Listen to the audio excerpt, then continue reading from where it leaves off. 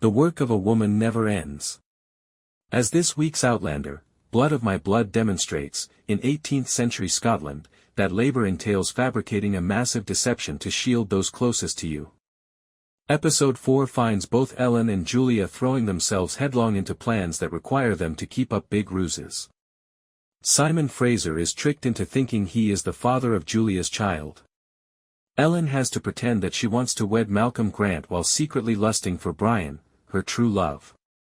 At least in this episode, are the women successful? Indeed. Am I really concerned about what lies ahead for them both? Also yes. Speaking of worry, Brian discovers a kindred spirit in an unexpected place, and Henry's war trauma becomes a greater issue in the past as well as the way past. The highlights of A Soldier's Heart are listed below. After a month apart, Simon Fraser returns to Castle Leoch as part of Julia's new plan. His absence has caused Julia to become increasingly concerned about the status of her pregnancy. She writes to Henry, "I've done everything I can to protect our baby, but I will always try to get back to you."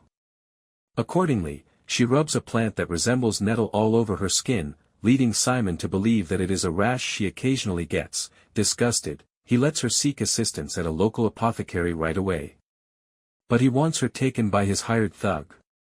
Brian notices Julia's dissatisfaction right away and offers himself as a substitute driver. Simon is cool with it, probably because he's thinking about other issues. In particular, none of the Grants appear to be interested in joining forces with him to oppose the Mackenzies. The elderly guy is certain that Ellen is a bold maid who is tarnished goods. Otherwise, why would her brothers suspect her of escaping the event with Malcolm Grant? He is committed to damaging the redhead's image. May God have mercy on your soul. Speaking of Ellen, she is annoyed as she was just informed that, as his fiancée, she will be expected to join Malcolm at a Beltane event. Ellen is furious with Colum and orders him to fabricate any story he wants to get her out of the marriage. After all, do he and Dougal really need the Grants' help now that they have been elected leader of the clan? Colum is straightforward while sharing two crucial pieces of information with her. First, it is said that Isaac, Malcolm's father, had people who had renounced marriage agreements disappear into the heather, i.e. slain. Second, Red Jacob virtually left his family penniless due to some extremely poor financial choices. Colum tells his sister, who doesn't think the father she holds in such high regard could do such a thing, "We have a month or so before we resort to selling the family silver." Colum adds that her marriage might be beneficial. In addition to the Grants' wealth, she could be able to work as an inside spy at Castle Grant. Ellen is furious and claims that her future husband will inherit her loyalty. "May God have mercy on your soul if it comes to that," she cautions Colum. Everything is rent as quarter day approaches. Isaac Grant sends Henry and Arch out to collect rents with the imperative that each tenant pay a shilling extra than customary, just because. Beginning to understand the Grants' exceptional financial stability. The project gets off to a terrible start when a tenant calls Henry Sassenach in the unloving Jamie Fraser manner and refuses to pay. Before long, they are thrashing each other. Henry's wounded brain experiences a flashback to the war as a result of the violence, which then leads us to a recollection of another night when he experienced a nightmare in the apartment he shared with Claire. She discovered him huddled at the end of the bed, back against the footboard, thinking he was back in a trench that was under attack. She was able to soothe him by singing, "Take me back to dear old Blighty," but it's clear from her tears and the expression on her face that she was aware that they were facing a serious issue. She removed her St. Anthony medallion and pressed it into his hand when he had calmed down a little and rested his head in her lap. "St. Anthony will keep watch over you wherever you go," she whispered. In the 18th century, we see Henry wearing the necklace after Arch questions why the Bladier was yelling, "Julia," as he slept. After Bug has moved on, Beecham touches the medallion and sings himself to sleep, while Henry dismisses it as a nightmare. Awful Henry. Not all about Henry's journey is gloom and despair. He recalls talking to Claire about the national lottery and then thinks of a drawing to get Isaac Grant's tenants to pay more. The winner will receive a year's worth of free rent.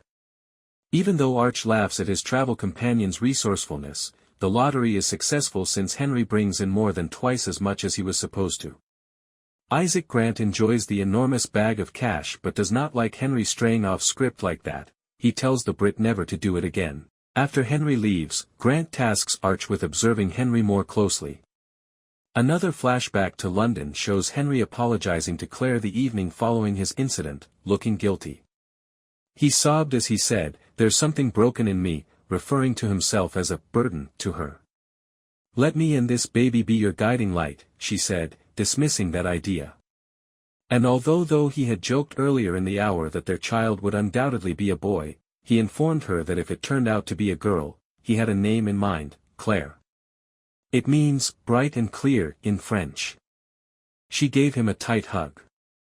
"As we hope," she concurred. In that future, everyone else's past, Henry goes to the brothel where he had tried in vain to find Julia earlier. Given how uninterested he was in the house's affairs the last time, the nice sex worker who had flashed him her boobs before realizing he wasn't there for that appears shocked to see him. After giving her money, he discreetly confesses that he has nowhere else to go, for a moment's peace, breaking down in tears as he informs her that the woman he is looking for is his wife. He stops her and asks if they can just sleep together on her bed after she plays with his cravat and gives him a few shoulder rubs. She kindly says, "The time is yours, my love, however you want to spend it." Then Henry, the saddest little spoon you have ever seen, lies down with his back to her, hardly able to keep himself together.